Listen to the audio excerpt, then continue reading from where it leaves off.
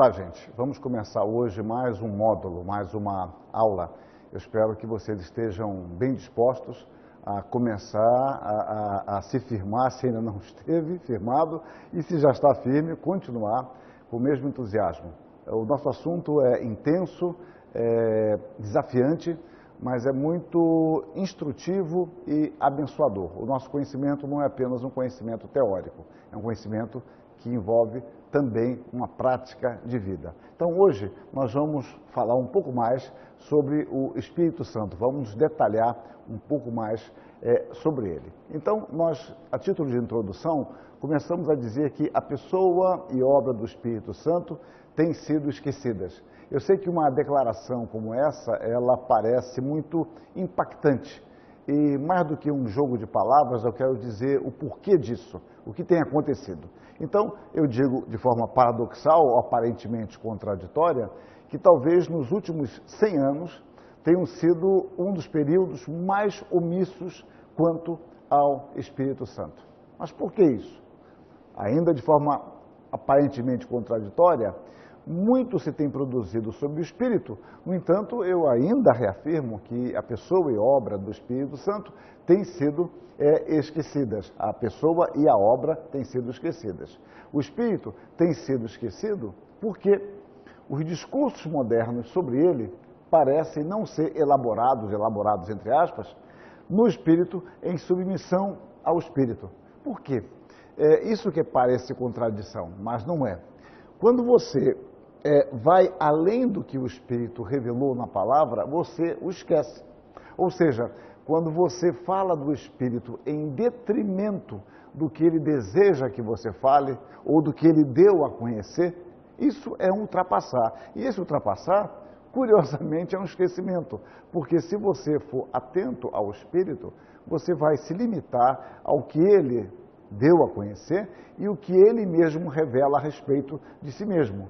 Então, essas tentativas de ultrapassar os limites da palavra são permeadas, por vezes, por um discurso libertador do Espírito Santo. Mais uma vez, eu insisto na aparente contradição, mas aqui há, porque eu quero libertar o Espírito dele mesmo, eu quero ir além do que ele mesmo se deu a conhecer.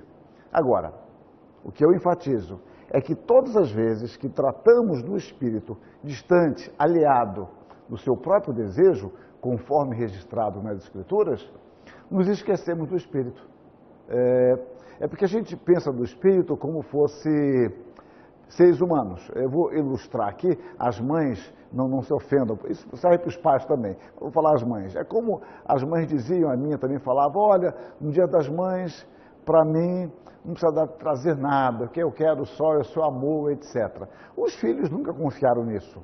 E se confiassem, iam se dar mal. Porque a mãe quer o amor, mas um presentinho, uma lembrancinha, sempre vai bem. Então a gente sabe que os nossos discursos não são necessariamente aquilo que nós pensamos. Então nós pegamos esse hábito e queremos atribuir ao Espírito, como se o Espírito não apontasse para ele mesmo e nós achássemos que ele está sendo modesto, que ele está sendo muito humilde e nós vamos libertá-lo. Não funciona assim. O Espírito Santo é Deus. E é por isso que quando você foge dessas questões, eu observo que ele passa a ser o tema de nossas cogitações, o Espírito, e não da revelação. Então você cai naquilo que é extremamente perigoso, que é a especulação. Você vai além do revelado e começa a cogitar. E todas as vezes que fazemos isso, eu insisto, nós temos nos esquecido do Espírito Santo. Então, continuando agora de forma positiva, vemos que o ministério do Espírito só pode ser compreendido e avaliado de modo correto dentro de uma perspectiva cristocêntrica. Fora da pessoa de Cristo, fora da obra de Cristo, você não tem condições de avaliar isso adequadamente. Um enfoque sem essa consideração consiste num esquecimento do Espírito. Por maior que seja o nosso desejo de, entre aspas, reabilitá-lo à igreja, de trazê-lo à tona como se ele tivesse sido esquecido. Então, há o perigo de enfatizarmos erradamente o Espírito em detrimento do Filho. Há sempre esse perigo. de você começar agora a colocar o Espírito, a revelia de Jesus Cristo, a revelia do Filho. Quando a igreja, por outro lado, compreende adequadamente quem é Cristo e qual é o seu ministério, ela honra o Espírito, porque este conhecimento só pode ser alcançado por obra do Espírito Santo. Reparem, algo que não é uma sutileza, não é simplesmente jogo de palavras. Quando a igreja honra de fato a Jesus Cristo, ela o faz porque ela foi sensível à obra do Espírito Santo, porque é o Espírito de Deus quem nos conduz à verdadeira compreensão de Cristo. Eu vou usar mais uma ilustração, mais uma figura familiar. Então, o bom filho é aquele que honra seus pais. Quando os filhos honram os seus pais, eles estão dizendo que amam seus pais, eles estão dizendo que foram bem educados, foram bem instruídos, eles estão dizendo, declarando, ainda que não fale desta forma, que tiveram uma boa formação, que tiveram um lar sólido. Então, a evidência de um lar sólido, uma evidência de uma boa educação, é a honra aos nossos pais. E essa honra envolve respeito, consideração, amor, obediência e assim por diante. Então, mudando o que deve ser mudado, quando nós glorificamos a Jesus Cristo, já que ninguém pode conhecer ao Pai senão o Filho, ninguém conhece o Filho senão o Pai, há uma relação, então, de reciprocidade e nós o conhecemos a partir do momento que Deus se dá a conhecer por meio do Filho. E o Espírito Santo é aquele que nos conduz ao Filho, que nos conduz ao Pai, que se revela através do Espírito. Então nós temos uma trindade, uma relação trinitária de conhecimento pela graça. Então a confissão do Cristo por parte da igreja é, de certa forma, a glória do Espírito. Quando você glorifica a Jesus Cristo, quando você confessa a Cristo, o Espírito está sendo glorificado. Deixe-me usar uma outra analogia que me parece bastante simples. Uma forma do aluno demonstrar que ele aprendeu com o seu mestre, não é simplesmente fazendo boas provas, é ele se dando bem no seu trabalho, com ética, com avanço nos seus estudos, com o seu aprimoramento, com uma vida coerente com aquilo que ele aprendeu. Quando ele faz isto, talvez nem ele saiba reconhecer que aquilo veio do seu mestre, que ele aprendeu, mas ali há uma demonstração concreta. Então, são atos que expressam o aprendizado. A confissão de Cristo por parte da igreja é, de certa forma, a glória do Espírito. Mas por que isso? Porque Jesus Cristo diz que o próprio Espírito apontaria para ele, o próprio Espírito o glorificaria, o próprio Espírito iria revelar coisas à igreja no sentido de tornar claro aquilo que o próprio Senhor Jesus Cristo já havia dado a conhecer. Lloyd Jones, um autor que vocês conhecem bastante, eu uso bastante, ele faz um comentário pertinente. A meu ver, esta é uma das coisas mais espantosas e extraordinárias acerca da doutrina bíblica sobre o Espírito Santo. Ele parece esquivar-se e ocultar-se. Ele está sempre, por assim dizer, focalizando o Filho. O seu alvo é glorificar o Filho por meio da igreja que o confessa e o adora. À frente, o Lloyd Jones continua. Ele não ensina acerca de si mesmo, nem chama a atenção para si mesmo, nem glorifica a si mesmo. Ele está o tempo todo chamando a atenção para o Senhor. E essa é a característica de toda a obra do Espírito Santo. Ele não chama para si, ele aponta para o Filho. Quando você vai ao Filho, o Espírito é glorificado, porque a sua missão foi realizada, a sua missão foi cumprida. Então, o Espírito Santo, como Deus, que de fato é, deve ser estudado dentro da perspectiva da sua própria palavra. em harmonia com os seus propósitos. Nós não pretendemos ou não podemos ter essa pretensão de superar o Espírito ou negá-lo em nome de uma suposta obediência. Qualquer esforço que ultrapasse ou diminua isso significa esquecer o Espírito, significa aliar-se, distanciar-se, viver a revelia da sua palavra. Lembremos-nos então do quê? Que nós só poderemos considerar o Espírito a partir da sua revelação, dentro do dimensionamento dado por Ele mesmo a respeito de si. Ele mesmo fala a respeito de si, no sentido do que Ele quer que nós conheçamos. O limite do nosso conhecimento, ele é muito bem configurado. Os parâmetros do nosso conhecimento estão dentro da revelação.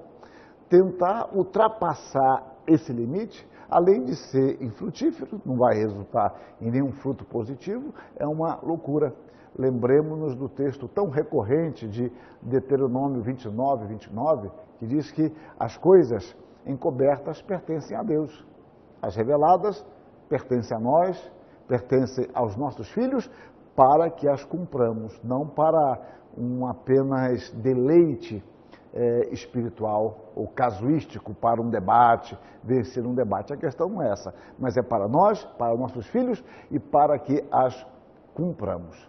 Então, quando Cristo é compreendido, eu insisto nesse ponto, porque ele é fundamental, quando Cristo é compreendido dentro da dimensão do revelado, isto significa que o Espírito tem sido considerado, porque o seu testemunho foi aceito. A sua mensagem, ela foi aceita, ela foi recebida como tal. Então nós encontramos Jesus Cristo dizendo: quando, porém, vier o Consolador, que eu vos enviarei da parte do Pai, o Espírito da verdade que dele procede, esse dará testemunho de mim. Observem, esse dará testemunho de mim. O Espírito apontará para mim.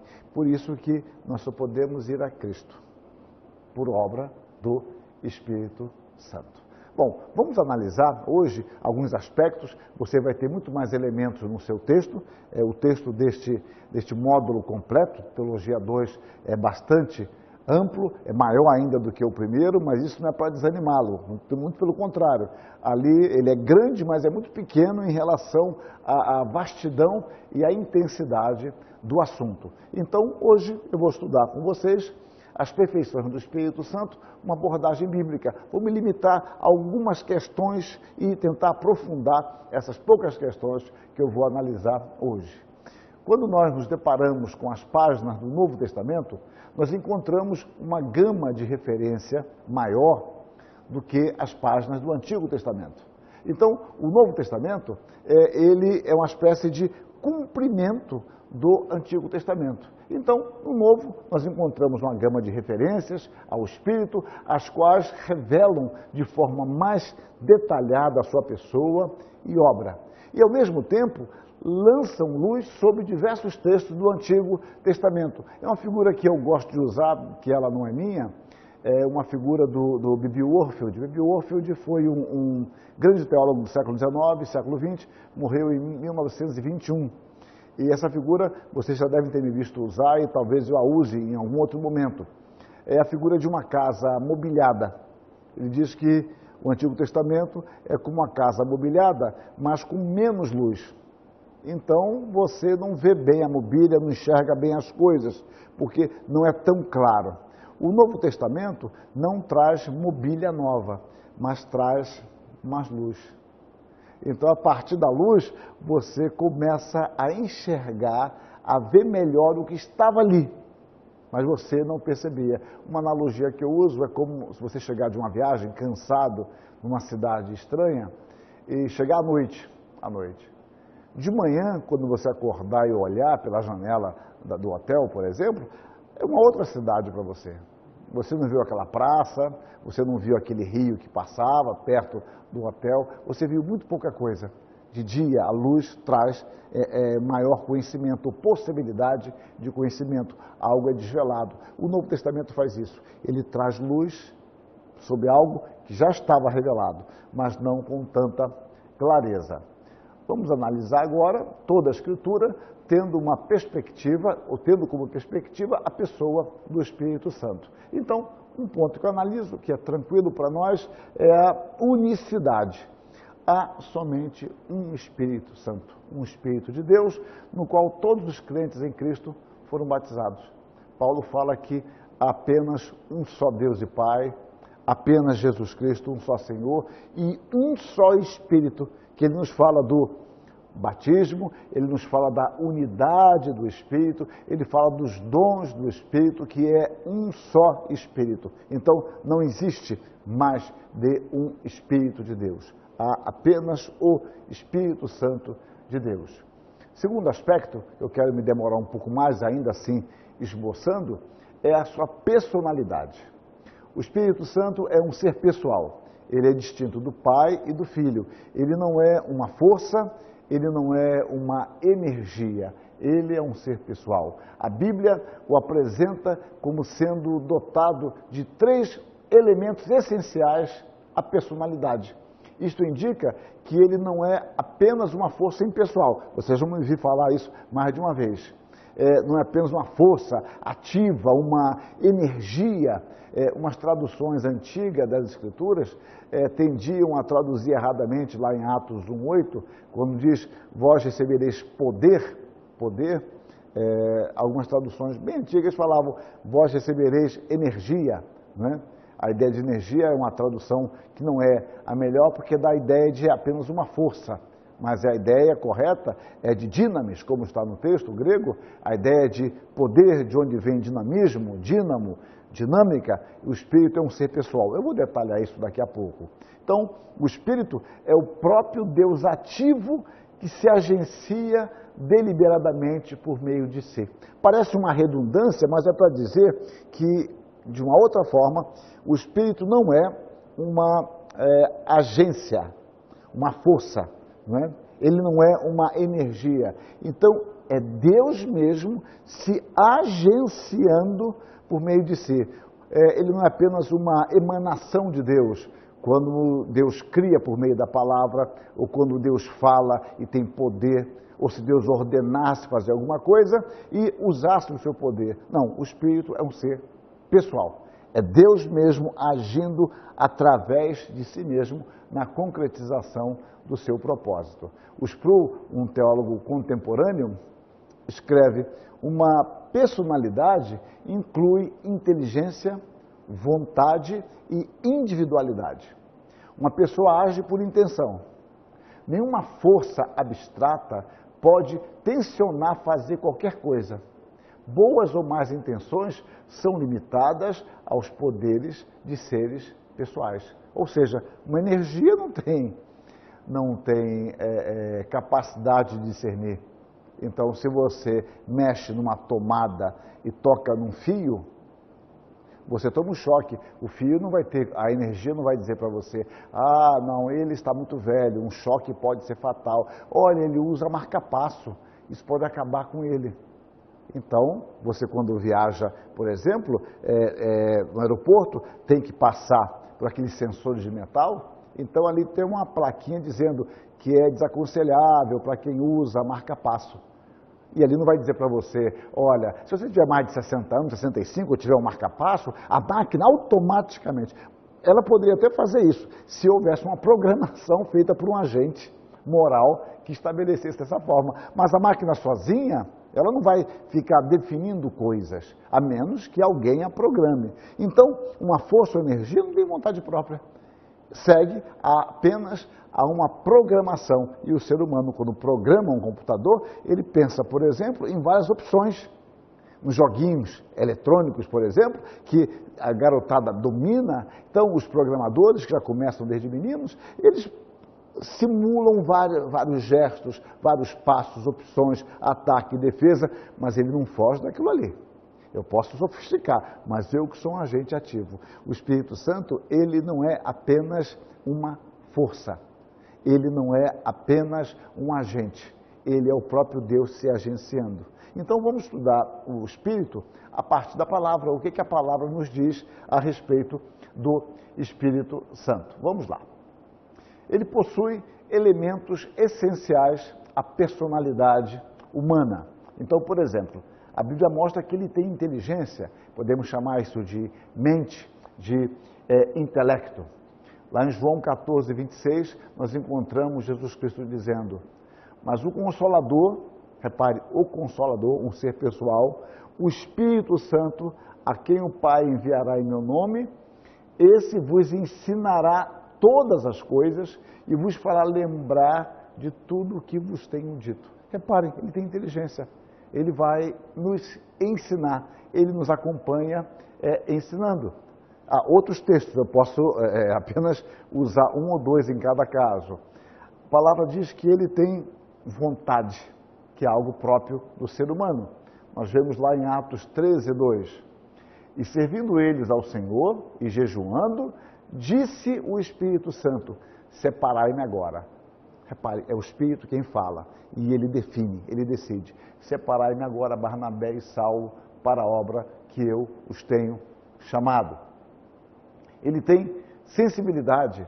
Em Miqueias nós vemos da irritação, Romanos fala do amor do Espírito, em Isaías e Efésios nós vemos do Espírito se entristecendo, não entristeçais do Espírito Santo, é a orientação do apóstolo Paulo. Então, ele tem sensibilidade. E mais, aqui é um aspecto muito interessante. Ele é o autor de toda a vida intelectual. Eu tinha colocado antes intelectual e artística, mas eu tirei a artística porque o intelectual envolve isso também. Quando, eu vou dar uma pequena devagada para chegar no ponto que eu quero. Quando historiadores da arte, por exemplo, tratam da arte produzida pelos judeus, é comum a identificação da proibição divina quanto à idolatria, como uma suposta proibição divina à arte. Então é muito comum historiadores generalistas, como Comblich, que é o grande papa da história da arte, dizer: olha, isso aí é porque os judeus não se desenvolveram muito nessa área artística, porque havia uma proibição no Antigo Testamento a respeito da arte ou da reprodução de imagens. Bom, a coisa não é bem assim. É possível que a falta de uma maior clareza na interpretação bíblica tenha contribuído para o não desenvolvimento de determinada manifestação artística entre os judeus. É possível que isso tenha acontecido, não porque o Velho Testamento ensine isso, mas uma interpretação assodada, apressada, levou a este equívoco. Dentro de uma perspectiva mais ampla, nós devemos entender que a arte na Escritura é proibida apenas como instrumento de idolatria, não como meio de glorificar a Deus por meio do belo. Ou seja, são coisas diferentes. Agora, você pode adotar, isso é uma questão. Não, eu não vou trabalhar com esse tipo de arte porque ela pode favorecer a idolatria. Bom, essa é uma questão preventiva sua. Mas as Escrituras nunca condenam a arte pela arte. Vamos ver isso aqui. Então, o Steiger, um autor contemporâneo, ele escreveu com propriedade: o fato de que os querubins foram bordados no véu interno do tabernáculo, de que as paredes do templo de Salomão foram esculpidas com figuras de querubins e palmeiras, e de que o tabernáculo e templo tinham figuras de querubins no propiciatório, dentro do Santo dos Santos, né? Indica que o segundo mandamento não impediu a produção de trabalhos artísticos. Ou seja, Deus mesmo, na ornamentação do Santo dos Santos, Deus mesmo não proibiu, pelo contrário, ele disse como deveria se constituir e ele deu os elementos de arte, de beleza. Deus ama a beleza. No Antigo Testamento, nós encontramos com frequência a associação do Espírito, à vida intelectual de diversos homens. São vários textos mostrando sobre isso. Em Êxodo, de modo especial, nós vemos o caso de Eliabe, vemos a produção da arte, como Deus deu espírito de sabedoria, de inteligência para estes homens constituírem o tabernáculo. Então, a beleza está em Deus. Você pode depois, com calma, examinar esses textos, né? O Espírito, então, é o autor de toda a vida intelectual e artística. Nele temos o sentido do belo e sublime como expressão da santa harmonia procedente do Deus triuno, porque a beleza está associada a uma questão de harmonia, e essa harmonia está em Deus. O padrão desta harmonia é a própria Trindade. Deus é perfeitamente belo em sua santidade e majestade. Referindo-se à obra de Bezalel, que eu mencionei há pouco, e a Oliabe, Ferguson, um autor contemporâneo, escreve: a beleza e a simetria da obra executada por esses homens na construção do tabernáculo não só deram prazer estético, mas um padrão físico no coração do acampamento que serviu para restabelecer expressões concretas da ordem e glória do Criador e suas intenções em prol de sua criação. Então, insistimos nisso. Deus preza a harmonia, Deus preza a beleza como uma expressão própria da sua própria, desculpem a redundância, uma expressão própria da sua natureza eterna. A Escritura nos mostra, então, que Deus, como autor de toda a beleza, insistimos, aprecia o belo. A beleza, ela não tem uma existência própria e autônoma, ela provém de Deus. É claro que minha aula aqui não é de História da Arte, nem eu seria a pessoa mais habilitada para isso. É que nós temos um problema com a questão da arte a partir do século XVIII e XIX, com o Iluminismo, com a ideia do romantismo. A arte começa a se tornar cada vez mais subjetiva, o artista se imagina um ser autônomo e dotado de várias perspectivas que são apenas dele. Então, o aspecto exótico da arte que nós hoje vivemos, que não é de hoje, ela inicia no século XVIII, mas essa não é a compreensão que sempre existiu a respeito de arte, mas não seria eu agora a analisar. Mas em meus textos eu sempre recomendo o Francis Schaeffer e o Rockmaker, né? Um antigo professor de História da Arte lá na Holanda. Mas voltando ao meu assunto, que eu não posso me alongar nisso, então a beleza provém de Deus.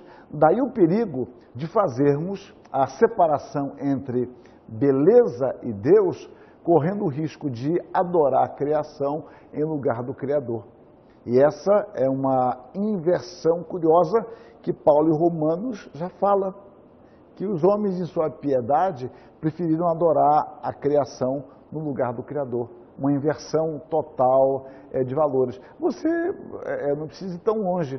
Você observa hoje nas redes sociais, você observa muitas vezes muito mais sensibilidade com os animais, que devemos ter de fato, sensibilidade para com eles, do que para com pessoas.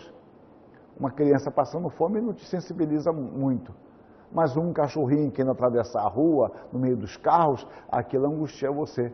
É algo muito curioso, é algo fruto da irracionalidade moderna. E nós somos fruto disso, porque eu me pego também vendo isto e me sensibilizando, eu que gosto muito de cachorro, então fico observando, preocupado, e às vezes a miséria está em volta de pessoas, e as pessoas nos sensibilizam menos. Bom, mas meu assunto não é este, eu apenas dei essa deixa.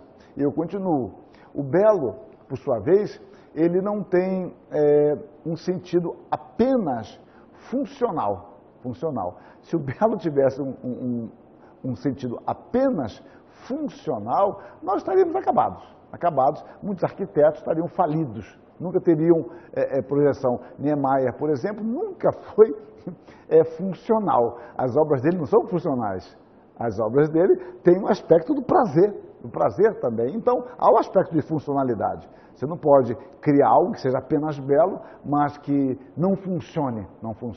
Então, mas a arte, o belo não tem sentido apenas de funcional, mas também de prazeroso, refletindo de alguma forma a grandeza da criação divina, que por sua vez reflete a natureza majestosa de Deus e seu amor, que faz com que ele se comunique conosco de forma tão bela e harmoniosa. É que nós separamos as coisas. Então, o belo é um apelo natural do ser humano. E esse natural é um natural sobrenatural, porque tem a ver com a imagem de Deus colocada em nós. Portanto, a nossa criatividade deve ser atribuída a Deus, porque Deus a tem de forma inesgotável e perfeita. O Deus, quem nos criou, a sua imagem, é o artista original. O nosso senso estético procede também de Deus, como por uma imagem. Então eu estou usando aqui a ideia de artista original, senso estético, vem de Deus como por uma imagem. Eu estou jogando com as palavras, mas tentando passar um conceito teológico. Nós, como imagem, tentamos imitá-lo de forma subjetiva. E é claro, o aspecto da criação, nós somos seres subjetivos, isso é óbvio. Visto que somente Deus possui de forma absoluta a objetividade do belo em suas perfeições. Então Deus é belo. Quando você estuda as Escrituras, isso fica muito evidente no livro de Salmos, né? A majestade de Deus, a santidade de Deus, a beleza da santidade de Deus. Então, é claro que esta criatividade imaginativa também foi afetada e manchada pelo pecado. E o produto de nosso trabalho também refletirá essencialmente isso. Aqui eu dou uma caminhada, mas não é meu assunto hoje, para a questão de cosmovisão. Nenhum artista é autônomo. Ele pensa que é, mas ele reflete a realidade. Ele reflete a sua percepção da realidade. E nessa reflexão há também, obviamente, a mancha do pecado, já que todos pecaram. Então, retornando. Portanto, indicando o senhorio de Cristo sobre todas as coisas, devemos submeter a nossa habilidade de criar e recriar a realidade de nosso Senhor. Deste modo, o nosso trabalho deve ser sempre uma expressão de culto a Deus. Essa é uma questão que passa pela arte e passa pela cultura, obviamente, e passa pela questão da ética do trabalho, que não é o meu assunto. Como é que você vê o seu trabalho? O trabalho é como uma expressão de culto a Deus por meio dos talentos que Deus mesmo nos confiou.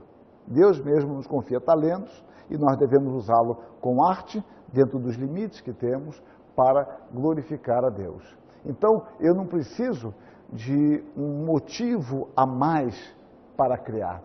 A minha criação poderá ser bela em sua temática e composição. Eu costumo dizer que quando o tema é belo, seus olhos se fecham um pouco para a questão da composição. Se o tema é belo, se você reproduzir uma criança, você pode não ter a mesma arte de alguém que reproduziu uma pessoa já envelhecida, quem sabe, num leito de morte. A sua tendência é se agradar mais da arte de uma criança bela, porque o tema é mais atraente para nós do que a morte, ainda mais que a morte é um tema que não é muito bem saudado por nós e nunca foi na história, é só estudar sobre a história da morte. Porém, pode ser que aquele que reproduziu uma criança, ele na realidade tenha muito menos técnica do que o outro, mas quando entra a questão da temática, a temática ela nos influencia. É por isso que o gosto popular às vezes oscila bastante entre coisas de baixa qualidade, mas o tema é agradável, é repetitivo, você não precisa decorar muito. Bom, mas isso aí é questão para arte, não é minha área. Mas eu continuo, eu não preciso de justificativa ulterior. O algo mais pode ser altamente estimulante e necessário, contudo estará sempre numa escala secundária. Eu não preciso de mais motivos para produzir. Eu fui criado para isso e Deus, pelo seu Espírito, atua em nós, nos dando esse senso da arte, do belo, o aspecto intelectual. Então, a nossa arte, e isso tem a ver com o Espírito, é uma expressão de percepção de mundo. Como eu falei, nós não somos autônomos, nós não somos neutros, nós revelamos aquilo que nós percebemos. Então, a percepção nossa está longe de ser neutra. É por isso que toda arte é existencial e axiológica. E aqui temos um ponto final. O que eu quero dizer é que toda arte reflete uma existência. Toda arte reflete valores, os valores que nós temos, a nossa maneira de perceber o mundo, aquilo se manifesta em nossa forma de atuar no mundo no qual vivemos. Contudo, aí vem a questão que nós puxamos para a religião. Se pessoas são levadas a Cristo por meio desta música, desse quadro, daquela poesia, não torna a minha arte melhor ou pior. Esse é um assunto interessante para tratar em liturgia.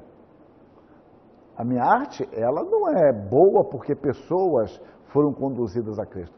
O que eu fiz pode ser uma droga, mas Deus se valeu disso porque Deus é misericordioso. Então, isto, ainda que irrelevante, não muda a essência do que eu fiz, a qualidade. Do princípio que me orientou, que deveria ser a palavra, e do seu objetivo final, que é glorificar a Deus. Há sempre o perigo de sermos pragmáticos, apesar de cheios de boas intenções. Então você começa a analisar puramente a funcionalidade daquilo que você crê que é mais importante e esquece a essência.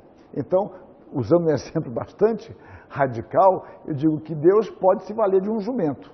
E se vale. Contudo, nem por isso devo me inspirar nesse animal criado por Deus, porque Deus o usa.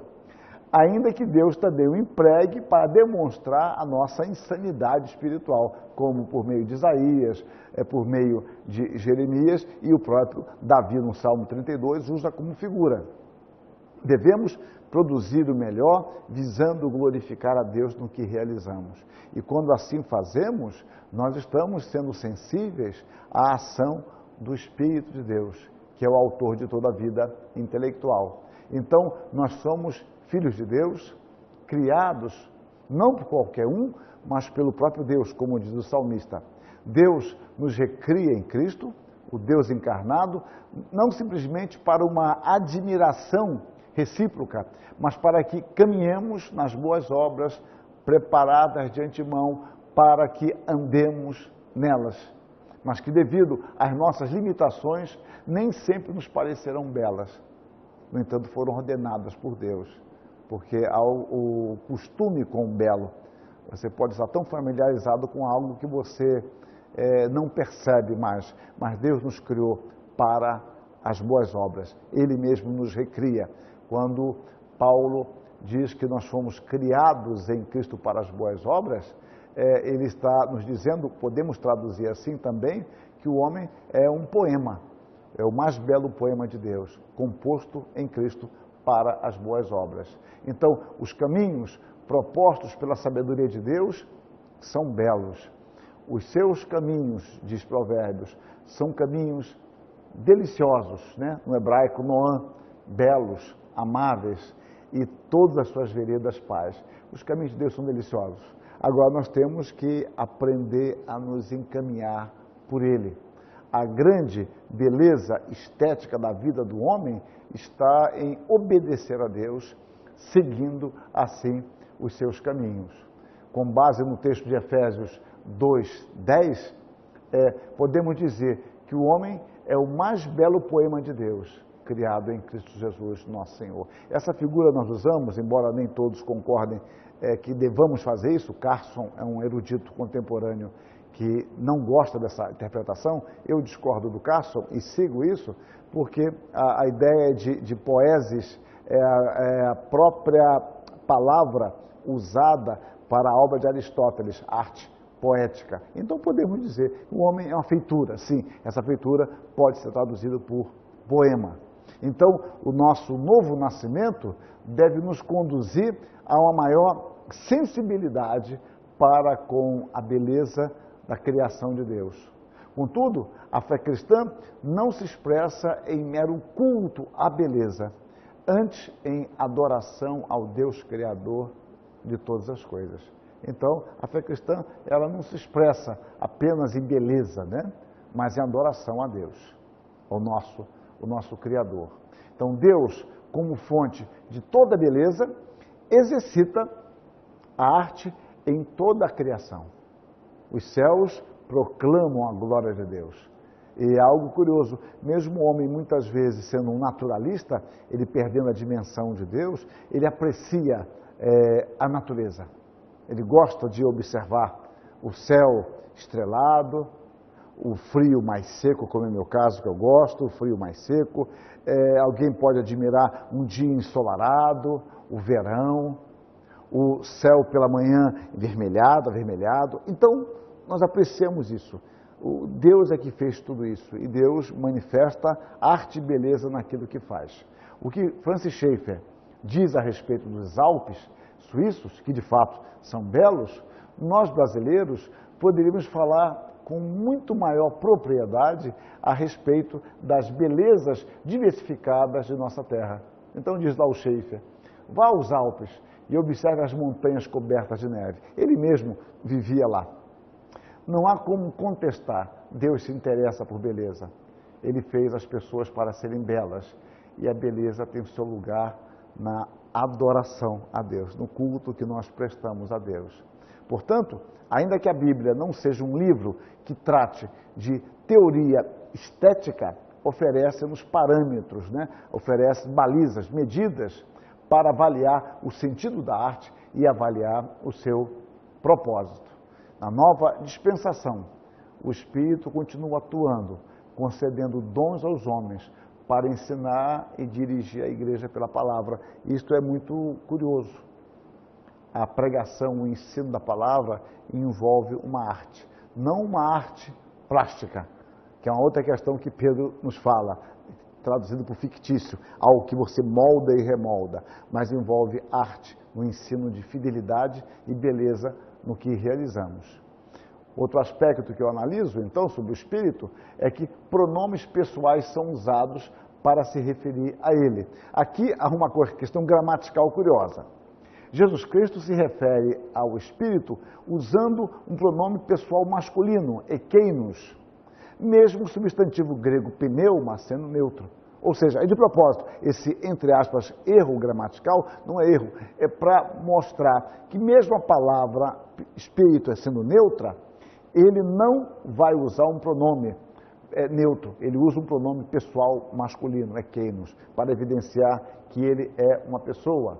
Mas o Espírito é chamado de Consolador, da mesma forma que o designativo Consolador, Parácletos, é aplicado a Cristo, indicando a sua personalidade, o mesmo pode ser dito em relação ao Espírito Santo. Jesus Cristo é o Parácletos, o Espírito Santo também é o Paráclito. Ele não é uma força consoladora, ele é um ser consolador.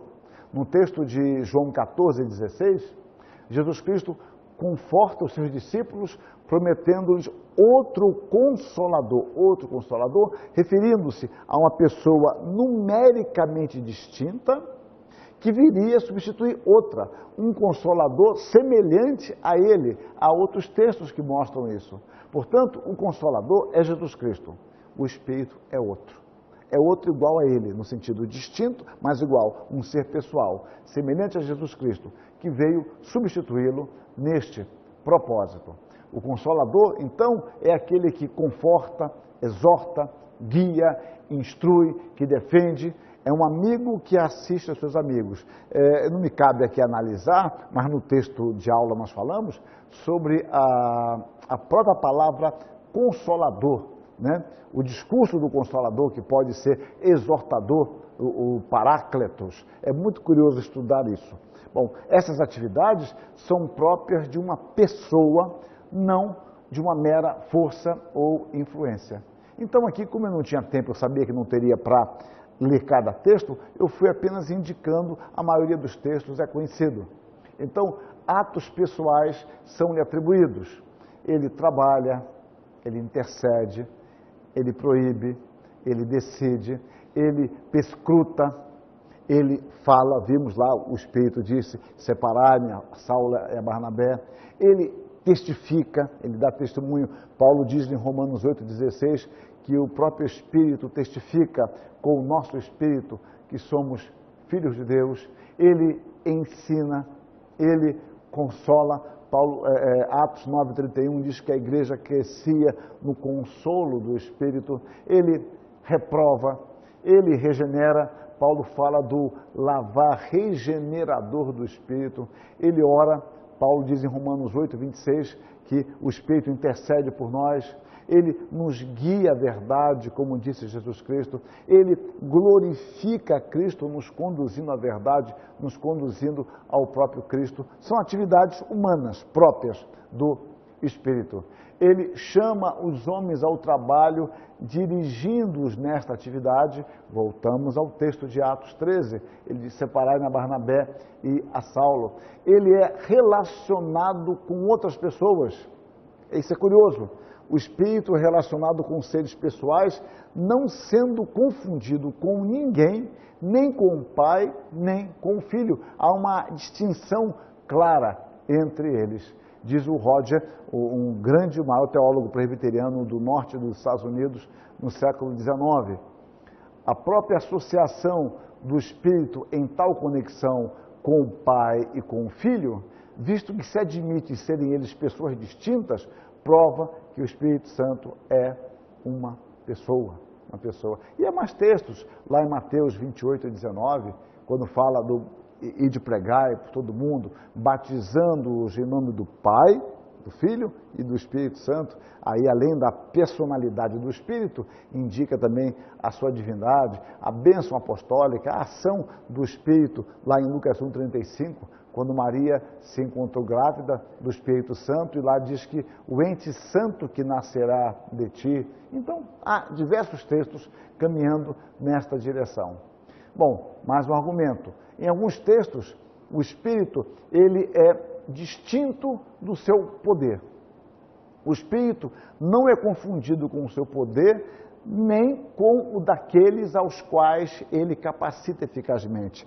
São coisas distintas. O Espírito age, ele tem poder, mas ele não é o poder. Ele não é o poder. Muitas vezes há essa identificação por algo uma questão didática, para manifestar o poder do Espírito Santo. Mas ele, em muitos textos, é separado.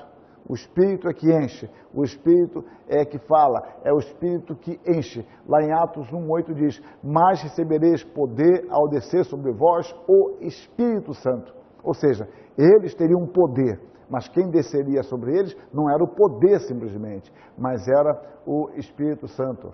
A questão da blasfêmia contra o Espírito Santo, algo curioso e difícil. Então eu nem entro aqui, no texto eu entro, mas em aula não. Independentemente da interpretação que dermos a este texto, quando fala que a blasfêmia contra o Espírito Santo não seria perdoado, você pode, não é que você pode no sentido de dever, mas contra o Pai seria perdoado, contra o Filho seria perdoado e não contra o Espírito Santo. Então, independentemente da interpretação que dermos a isso, a blasfêmia é um pecado cometido contra uma pessoa. Aqui o Espírito é relacionado com o Filho no mesmo nível de honra e glória, destacando-se ainda como imperdoável a blasfêmia contra ele. Então, curioso, se fôssemos pegar uma linha literalista, simplesmente, o Espírito estaria até acima do Pai e do Filho, mas a questão não é essa. A questão, da minha perspectiva, é que o pecado contra o Espírito, ele não é perdoado, porque a rejeição do Espírito é rejeitar o Pai, o Filho e o Espírito, já que ele, como Deus que é, ele representa a ação, a obra eterna do Pai, do Filho e dele mesmo. Quando você rejeita o Espírito, você está rejeitando a Trindade. Embora eu não quero discutir isso com vocês, eu nem teria tempo, mas apenas mostrar que esse aspecto indica a sua personalidade. Então, diz o Bettner, um teólogo do século XX, a linguagem aqui usada implica que é impossível cometer um pecado contra uma maior divindade que o Espírito Santo. E que de todos os pecados, o pecado contra o Espírito Santo é o maior, tanto na sua natureza como pelas suas consequências. Tudo isso implica a sua dignidade e divindade eternas. Então, nós podemos concluir com o Turrentini. Turrentini foi provavelmente o maior teólogo protestante da Europa continental no século XVII. Então, ele argumenta, como a blasfêmia dirigida contra o Pai e o Filho supõe que eles são pessoas, do mesmo modo a blasfêmia contra o Espírito Santo. Ele usa um argumento lógico, Se blasfêmia contra o Pai e contra o Filho indicam a sua pessoalidade, a mesma coisa contra o Espírito Santo. Então hoje nós vimos alguns aspectos relacionados à pessoalidade ou personalidade do Espírito Santo. No texto nós temos muito mais elementos sobre isso. Eu desejo que Deus abençoe vocês e que esta aula contribua para um estudo mais sério. Deus abençoe. EAD, o Unicesumar tem qualidade de ensino para você criar. EAD, o Unicesumar do meu jeito, no